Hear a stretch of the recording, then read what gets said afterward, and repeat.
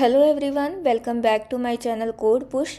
तो हमारी जो मल्टी थ्रेडिंग की प्लेलिस्ट थी, ठीक है, आज उसका है हमारा 6th लेक्चर। और आज का जो हमारा टॉपिक है वो है इंटर थ्रेड कम्युनिकेशन, राइट। तो आज हम डिस्कस करेंगे कि ये जो इंटर थ्रेड कम्युनिकेशन है वो है क्या, है ना। अब इंटर थ्रेड का मतलब थ्रेड के बीच की जो कम्युनिकेशन है ना। अभी हमने देखा कि जो हमारा मल्टी थ्रेडिंग का इन्वायरमेंट होता है उसमें हम मल्टीपल थ्रेड्स को क्रिएट कर सकते हैं, राइट। तो अब जो मल्टीपल थ्रेड्स हमने क्रिएट किए हैं उनके अंदर जो हमारे पास कम्युनिकेशन होती है उसे हम बोलते हैं इंटर थ्रेड कम्युनिकेशन, राइट। तो जो सबसे पहला क्वेश्चन हमारे दिमाग में आता है वो आता है कि why do threads need to communicate, है ना।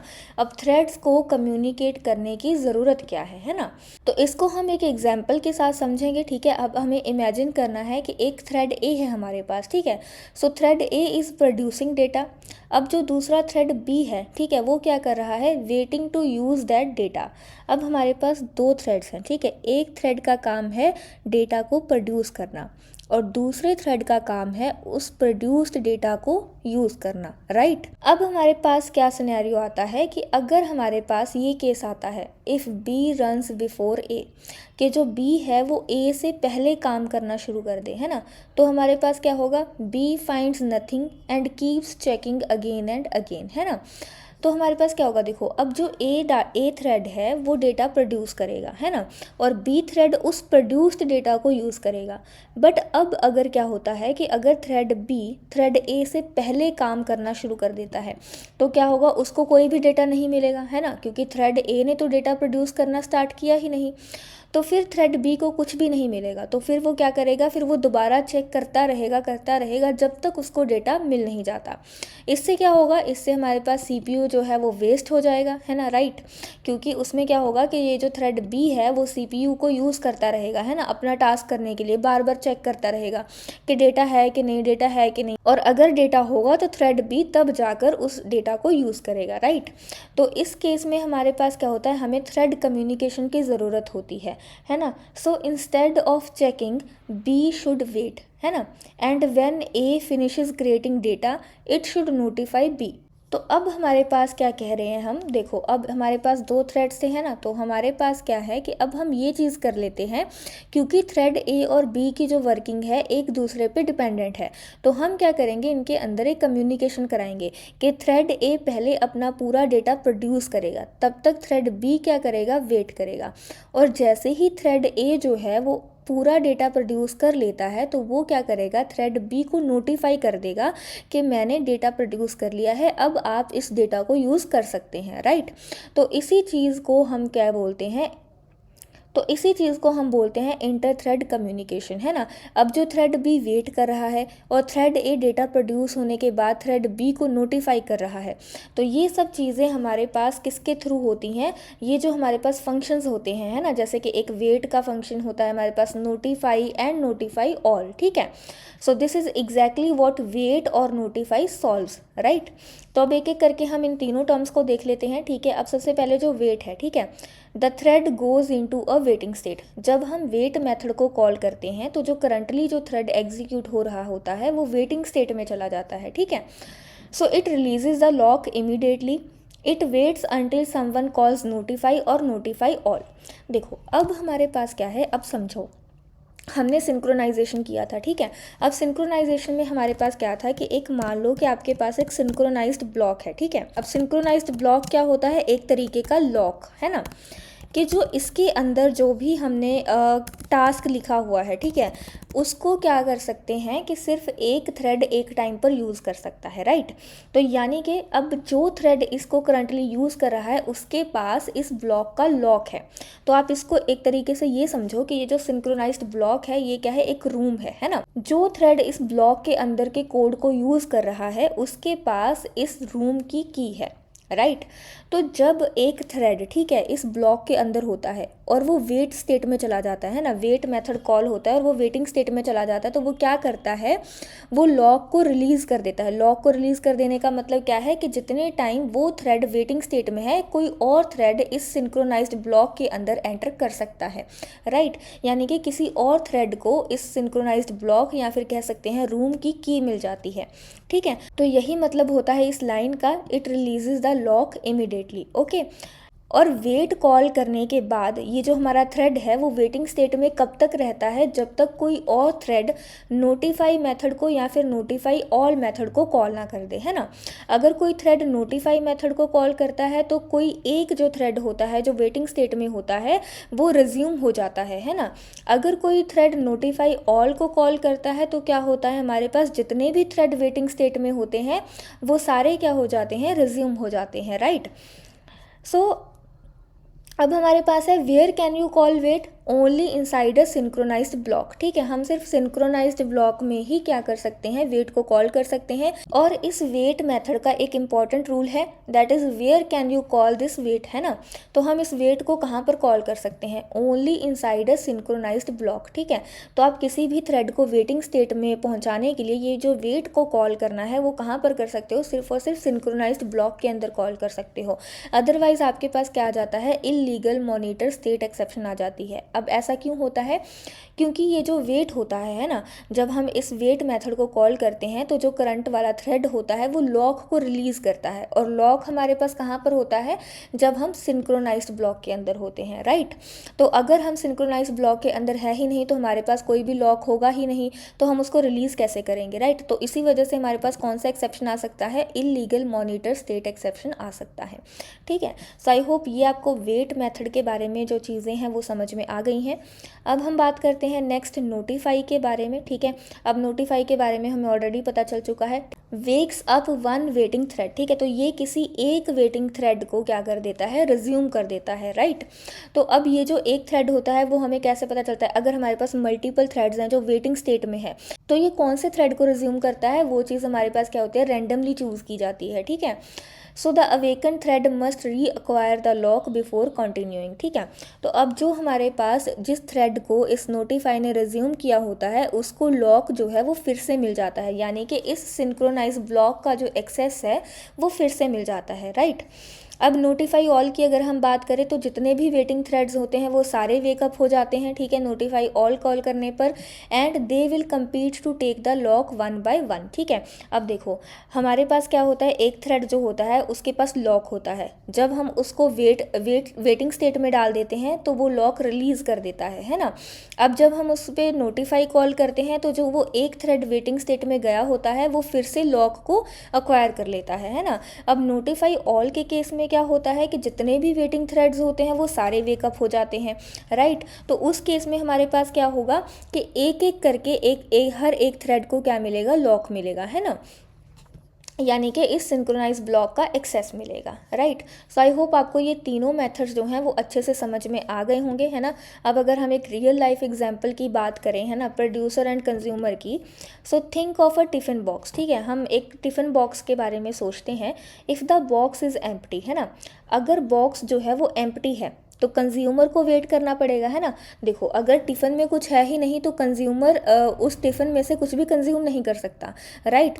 तो जब तक हमारा जो टिफ़िन है वो खाली है तब तक जो कंज्यूमर वाला थ्रेड है उसको वेट करना पड़ेगा, है ना। और अगर हमारा जो बॉक्स है वो फुल है तो प्रोड्यूसर वाले थ्रेड को वेट करना पड़ेगा, है ना। तो अब अगर हमारा बॉक्स एम्प्टी है तो कंज्यूमर क्या है, वेटिंग स्टेट में, और जो प्रोड्यूसर है वो क्या करेगा, अपना काम करेगा, यानी कि वो उस बॉक्स में खाना डालेगा। और जैसे ही उसने बॉक्स को भर दिया वो क्या करेगा, कंज्यूमर को नोटिफाई कर देगा, है ना। और जब कंज्यूमर ने उस टिफ़िन को खाली कर दिया तो वो प्रोड्यूसर को नोटिफाई कर देगा, राइट। यानी कि जब प्रोड्यूसर खाना भर रहा होगा टिफ़िन में तब कंज्यूमर वेटिंग स्टेट में चला जाएगा, और जब खाना भर जाएगा तो प्रोड्यूसर क्या करेगा, कंज्यूमर को नोटिफाई करेगा।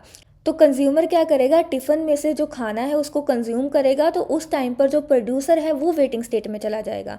और जैसे ही कंज्यूमर ने डब्बा खाली कर दिया तो वो फिर से प्रोड्यूसर को नोटिफाई कर देगा, तो फिर से जो प्रोड्यूसर है वो रिज्यूम हो जाएगा, राइट। तो ये हमारे पास क्या होता है, पूरा का पूरा इंटर कम्युनिकेशन का जो है सिस्टम होता है, ठीक है। So this is exactly how inter thread communication works, ठीक है। सो आई होप आपको समझ में आया होगा, बहुत ही ईजी सा कंसेप्ट है थ्रेड इंटर कम्युनिकेशन का, ठीक है। अब हम इसको कोड के थ्रू एक एग्जाम्पल के साथ भी करके देख लेते हैं। तो जैसे हमने प्रोड्यूसर और कंज्यूमर की एग्जाम्पल देखी थी, राइट, तो वैसा ही कुछ हम कोड में करके देखते हैं, ठीक है। तो हम क्या करेंगे, हम एक क्लास बनाने वाले हैं, ठीक है। तो वो क्लास होगी मैसेज बॉक्स की, राइट। एक हमारे पास मैसेज बॉक्स है, ठीक है। अब देखो मैसेज बॉक्स में क्या है, हमारे पास एक प्रोड्यूसर है जो मैसेज बॉक्स में मैसेज डालेगा, और एक कंज्यूमर है जो मैसेज बॉक्स से मैसेज को रिसीव करेगा, राइट। तो अब देखो, अब यानी कि ये हमारे पास दो थ्रेड्स होंगे, एक प्रोड्यूसर का और एक कंज्यूमर का, है ना। जब तक प्रोड्यूसर मैसेज बॉक्स में मैसेज नहीं डालेगा तब तक जो कंज्यूमर वाला थ्रेड होगा वो वेटिंग स्टेट में रहेगा, राइट। तो जैसे ही प्रोड्यूसर ने मैसेज बॉक्स में मैसेज डाला तो वो कंज्यूमर को नोटिफाई कर देगा, है ना। फिर क्या करेगा, जो कंज्यूमर है उस मैसेज बॉक्स में से मैसेज निकाल लेगा। अब मैसेज बॉक्स फिर से खाली हो गया तो कंज्यूमर क्या करेगा, प्रोड्यूसर को नोटिफाई कर देगा, तो प्रोड्यूसर फिर से मैसेज बॉक्स में मैसेज डालेगा, राइट। तो इस इंटर कम्युनिकेशन को हम हमारे कोड के साथ करने वाले हैं, राइट। सो अब हमारे पास क्या है, एक क्लास बना लेते हैं हम मैसेज बॉक्स की, ठीक है। तो यहाँ पर हम एक वेरिएबल बना लेते हैं, ठीक है, मैसेज के लिए। सो ये मैं बनाऊंगी स्ट्रिंग टाइप का, राइट। इसके अलावा हम क्या करेंगे, एक वेरिएबल बनाएंगे ये चेक करने के लिए कि अभी मैसेज बॉक्स में करंटली मैसेज है या नहीं। तो ये होगा हमारा बुलियन का, ठीक है। तो इसका नाम हम रखेंगे हैज़ मैसेज, राइट, ओके। सो अब हम क्या कर लेते हैं, दो फंक्शंस बना लेते हैं, ठीक है। दो मेथड्स बनाएंगे और दोनों ही हमारे सिंक्रोनाइज्ड मेथड होंगे, ठीक है। एक मेथड हम बनाएंगे प्रोड्यूसर के लिए, दूसरा हम बनाएंगे कंज्यूमर के लिए जो मैसेज को गेट करेगा, ठीक है।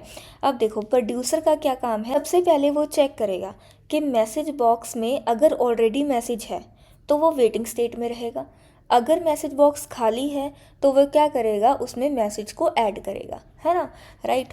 तो अब हम यहाँ पर क्या करते हैं, तो यहाँ पर हम क्या करते हैं, एक फंक्शन बना लेते हैं पब्लिक सिंक्रोनाइज्ड, इसका रिटर्न टाइप होगा वॉइड, ठीक है। अब इसका नाम हम रखेंगे पुट मैसेज, है ना, क्योंकि इसको मैसेज ऐड करना है। ये क्या है हमारे पास, प्रोड्यूसर, है ना। तो अब हम क्या करेंगे, ठीक है, यहाँ पर चेक लगा देंगे वाइल हैज़ मैसेजेस, ठीक है। अगर ऑलरेडी मैसेज है तो ये हमारे पास क्या होगा, वेट स्टेट में चला जाएगा, राइट। और जब भी हमें वेट स्टेट को यूज़ करना होता है तो हम ट्राई कैच ज़रूर लगा देंगे, ठीक है। तो हमारे पास जो एक्सेप्शन है उसका टाइप होगा इंटरप्टेड एक्सेप्शन, ठीक है जी। तो इस एक्सेप्शन को हम कैच कर लेंगे, है ना। तो ये हमारा चेक लग गया है कि अगर हमारे मैसेज बॉक्स में ऑलरेडी मैसेज है तो हमारा जो प्रोड्यूसर है वो वेटिंग स्टेट में रहेगा, है ना। अदरवाइज वो क्या करेगा, इस मैसेज वेरिएबल में अपना मैसेज डालेगा, है ना। तो वो मैसेज हम कैसे डालेंगे, यहाँ पर हम उसके लिए क्या लेंगे, एक पैरामीटर लेंगे, ठीक है, स्ट्रिंग टाइप का, जिसके अंदर हम क्या पास करेंगे, मैसेज पास करेंगे, है ना। तो यही मैसेज हम किस में डालने वाले हैं, इस वेरिएबल में, है ना। सो हम यहाँ पर क्या करेंगे, दिस डॉट मैसेज, है ना, this dot message is equals to हमारे पास क्या आ जाएगा, मैसेज, है ना। तो जैसे ही हमने मैसेज बॉक्स में मैसेज को डाला तो हम क्या करेंगे, इस हैज़ मैसेज को क्या करेंगे, ट्रू कर देंगे, है ना। इस हैज़ मैसेज को हम क्या करेंगे, ट्रू कर देंगे। और जब हमारे पास मैसेज है तो हम किसको नोटिफाई करेंगे, हम कंज्यूमर को नोटिफाई करेंगे, राइट।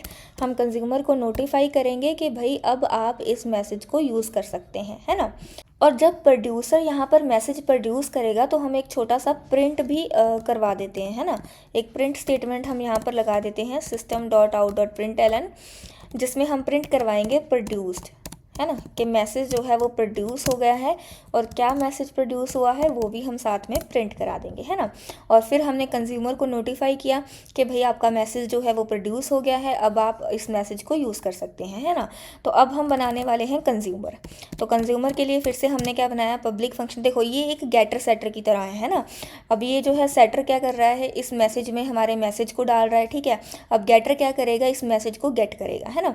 सो अब हम क्या करेंगे, फिर से एक सिंक्रोनाइज्ड मेथड बनाएंगे, ठीक है, जो क्या रिटर्न करेगा, हमारा मैसेज, है ना। तो इस मैसेज को रिटर्न करेगा, तो रिटर्न टाइप में हमारे पास आ गया स्ट्रिंग, ठीक है, और फंक्शन का नाम है गेट मैसेज, राइट। तो अब इसके अंदर हमारे पास क्या है, इसके अंदर फिर से हम चेक करेंगे कि अगर मैसेज है ना। देखो अगर मैसेज नहीं है तो कंज्यूमर कुछ भी नहीं कर सकता, है ना। तो उस टाइम पे, जिस टाइम पे मैसेज नहीं है तो कंज्यूमर क्या करेगा, वेटिंग स्टेट में चला जाएगा, राइट। और वेटिंग स्टेट के लिए हम यहाँ पर क्या करेंगे, ट्राई कैच को लगा देंगे, है ना, सेम जैसे हमने ऊपर किया था, ठीक है। तो यहाँ पर हम फिर से कैच ब्लॉक लगा देते हैं। तो उसके बाद देखो, अब ये हमने चेक लगा दिया कि भाई अगर मैसेज नहीं है तो आपको वेटिंग स्टेट में रहना है, और अगर मैसेज है तो फिर हम क्या करेंगे, उस मैसेज को क्या करेंगे, गेट करेंगे, है ना। तो रिटर्न कर देंगे हम उस मैसेज को। और इसके साथ साथ हम जैसे ही हमने इस मैसेज को गेट किया, ठीक है, तो हम यहाँ पर क्या लिखेंगे, has message is equals to false, क्योंकि अब हमने उस मैसेज को यूज़ कर लिया है जो मैसेज हमारे पास था, ठीक है। तो अब हैज़ मैसेज क्या हो जाएगा, फॉल्स हो जाएगा, है ना। इसके साथ साथ हम क्या करेंगे, प्रोड्यूसर को नोटिफाई कर देंगे, है ना, कि हमने जो आपने पहले मैसेज दिया था उसको यूज़ कर लिया है, अब आपको फिर से मैसेज देना है, राइट। और इसके साथ साथ हम एक प्रिंट स्टेटमेंट भी लगा देते हैं, है ना। जो मैसेज हमने कंज्यूम किया है हम उसको प्रिंट करा देंगे, ठीक है। तो यहाँ पर हम लिखेंगे कंज्यूम्ड, राइट, और इसके साथ हम उस कंज्यूम्ड मैसेज को प्रिंट करा देंगे, ठीक है। सो आई होप ये चीज़ आपको समझ में आ गई है, ठीक है, कि हमने ये जो दो सिंक्रोनाइज्ड मेथड्स बनाए हैं, ठीक है, एक हमारे पास प्रोड्यूसर है और एक हमारे पास कंज्यूमर है, और दोनों क्या कर रहे हैं, आपस में कम्युनिकेशन कर रहे हैं, राइट। तो यहाँ पर हमने प्रोड्यूसर और कंज्यूमर दोनों के लिए क्या बना लिए हैं, मेथड्स बना लिए हैं, ठीक है। तो अब हम यहाँ पर क्या करेंगे, थ्रेड्स को क्रिएट करेंगे, ठीक है। सबसे पहले हम प्रोड्यूसर के लिए थ्रेड क्रिएट करते हैं, ठीक है। अब हमें अगर थ्रेड क्रिएट करना होता है, तो अब अगर हमें थ्रेड क्रिएट करना होता है तो हम कैसे करते हैं, ठीक है। मान लो कि मुझे अब प्रोड्यूसर का थ्रेड क्रिएट करना है, तो मैंने यहाँ पर लिखा क्लास प्रोड्यूसर, ठीक है। अब ये क्या करेगा, रनेबल इंटरफेस को इम्प्लीमेंट करेगा, है ना। रनेबल इंटरफेस को इम्प्लीमेंट करके भी हम क्या कर सकते हैं, थ्रेड्स को क्रिएट कर सकते हैं, है ना। अब ये जो रनेबल इंटरफेस होता है, ठीक है, इसके अंदर हमारे पास हमें कौन सा मेथड मिलता है, रन का मेथड मिलता है ना। अब ये जो प्रोड्यूसर का थ्रेड है वो क्या करेगा, मैसेज बॉक्स में से इस पुट मैसेज मेथड को कॉल करेगा, है ना। और इसमें हमारे पास क्या करेंगे, हम मैसेजेस को पास करेंगे। अब इस क्लास के इस पुट मैसेज को कॉल करने के लिए हमें क्या चाहिए होगा, इस मैसेज बॉक्स का ऑब्जेक्ट चाहिए होगा, है ना। तो इसके लिए अब हम क्या करेंगे, सबसे पहले हम मैसेज बॉक्स के ऑब्जेक्ट के लिए क्या बनाएंगे, एक वेरिएबल बना लेते हैं, ठीक है। तो अब इस मैसेज बॉक्स का जो ऑब्जेक्ट है वो हम इस प्रोड्यूसर में इसके कंस्ट्रक्टर के थ्रू पास करेंगे, है ना। सो आई होप कंस्ट्रक्टर का जो कंसेप्ट है वो आपको पहले से पता होगा कि कंस्ट्रक्टर हमारे पास क्या होता है, जो हमारी क्लास का नेम होता है उसी सेम नेम का मेथड, है ना। तो अब हम यहाँ पर क्या कर लेते हैं, एक प्रोड्यूसर नाम का मेथड बनाते हैं, ठीक है, जो कि हमारा इस क्लास का क्या हुआ, कंस्ट्रक्टर, ठीक है, जो कि पैरामीटर में क्या लेगा, इस मैसेज बॉक्स का ऑब्जेक्ट लेगा, है ना।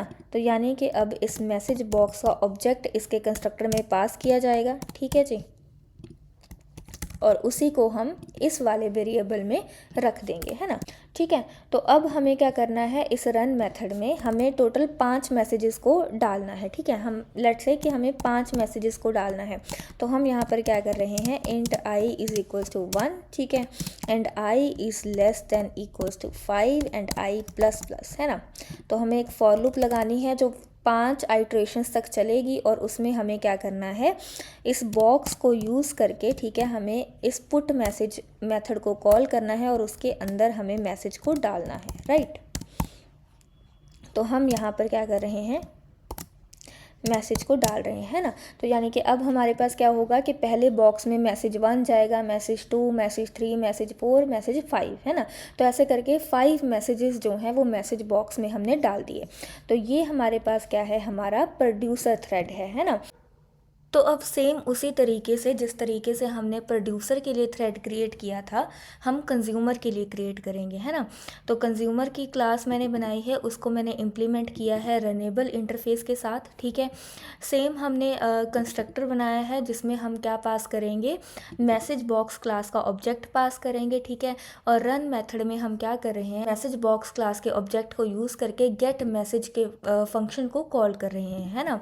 और वो भी हम कितनी बार कर रहे हैं, 5 टाइम्स, क्योंकि प्रोड्यूसर में हम 5 टाइम्स क्या कर रहे थे, मैसेज को डाल रहे थे। तो कंज्यूमर में भी हम क्या कर रहे हैं, 5 टाइम्स हमारे मैसेज को गेट कर रहे हैं, राइट। तो देखो यहाँ पर हमारे पास क्या है, तो यहाँ पर हमारे पास सिनेरियो क्या होने वाला है ना। देखो ये हमारे पास प्रोड्यूसर है जिसमें हमने क्या किया है, मैसेज को पुट करने का कोड लिखा है, और ये हमारे पास कंज्यूमर है जिसमें हम क्या कर रहे हैं, मैसेज को गेट कर रहे हैं, राइट।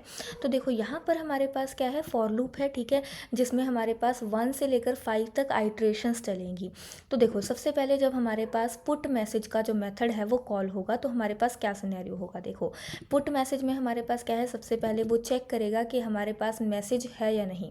अगर हमारे पास ऑलरेडी मैसेज है तो हमारा जो प्रोड्यूसर वाला थ्रेड है वो वेटिंग स्टेट में चला जाएगा, है ना। और अगर हमारे पास मैसेज नहीं है तो उस केस में हम क्या करेंगे, जो मैसेज होगा उसको पुट करेंगे, ठीक है, और हमारे पास जो हैज़ मैसेज है वो ट्रू हो जाएगा, है ना। और जैसे ही हमारा हैज़ मैसेज ट्रू होगा तो हम हमारे कंज्यूमर को नोटिफाई करेंगे। तो यानी कि जो हमारा कंज्यूमर होगा फिर वो हमारे पास क्या करेगा, गेट मैसेज का काम करेगा, है ना।